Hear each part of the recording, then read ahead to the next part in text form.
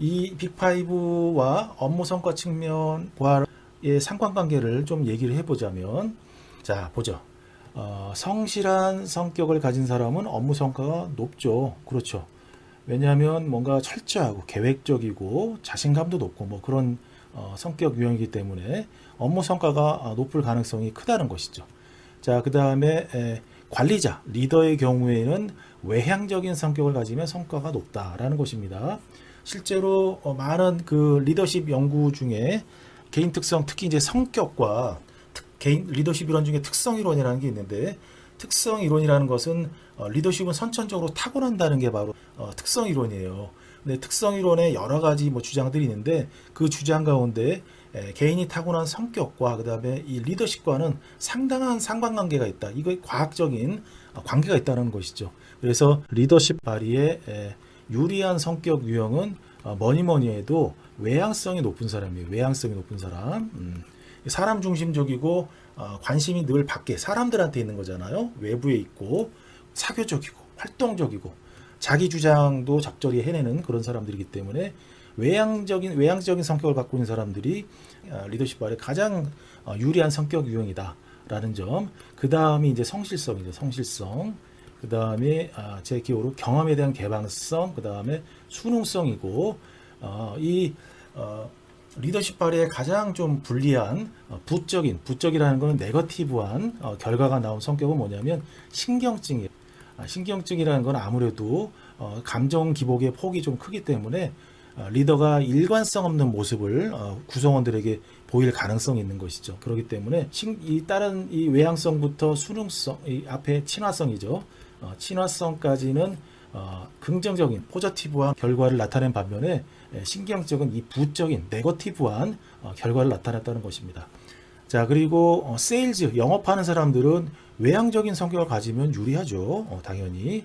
그리고 정서적 안정감을 가진 사람들은 그렇지 못한 사람들보다 성과가 좋을 겁니다. 당연히. 그리고 스트레스 상황에서는 정서적 안정감이 높은 사람이 성과를 보인다.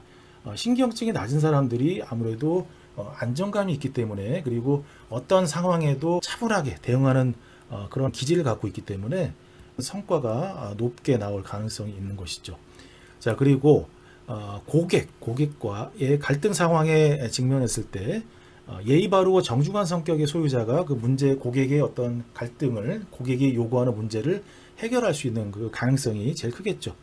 예의 바르고 정중한 성격과 가장 가까운 성격은 뭐냐면 친화성이에요. 친화성 혹은 동조성, 수능성이라는 얘기죠.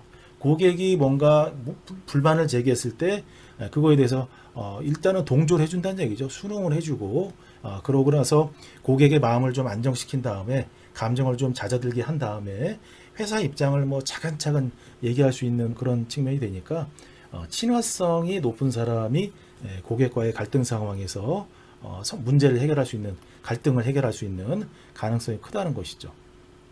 자, 그리고 성실성이 높은 사람은 높은 목표를 세우고, 그렇죠. 늘 계획적이고 목표지향적인 그런 성격을 갖고 있기 때문에 높은 목표를 세우는 거죠. 더 도전적인 목표를 세우는 것이고, 그 다음에 조직 시민 행동을 보인다. 조직 시민 행동이라는 것은 무슨 얘기냐면 회사에서 바라는 어떤 바람직한 구성원들의 태도라든지 행동의 어떤 기준점이라고 좀 해야 될까요? 뭐 그런 것을 뜻합니다. 그래서 성실한 사람들은 조직 시민 행동을 보일 가능성이 높다는 것이죠. 자, 그리고 개방적인 사람이라는 것은 뭐냐면 경험에 대한 개방성이 높은 사람인 것인데, 새로운 기술을 훈련시킬 때 교육 효과가 높다라는 건데요. 그럴 가능성이 높습니다. 왜냐하면 개방적인 사람들은 지적 호기심이 높기 때문에 새로운 거에 대해 수용성이 굉장히 높거든요. 그렇기 때문에 새로운 기술을 훈련시킬 때 교육 효과가 높을 가능성이 있다는 것이죠. 그래서 경험에 대한 개방성이 높은 사람들이 교육 효과가 높다라는 것은 타당해 보이는 것입니다. 자, 여러분 이해되시죠? 빅5의 성격 유형과 업무 성과 측면에서의 상관관계를 이렇게 분석하고 해석해 볼 수 있다는 것입니다.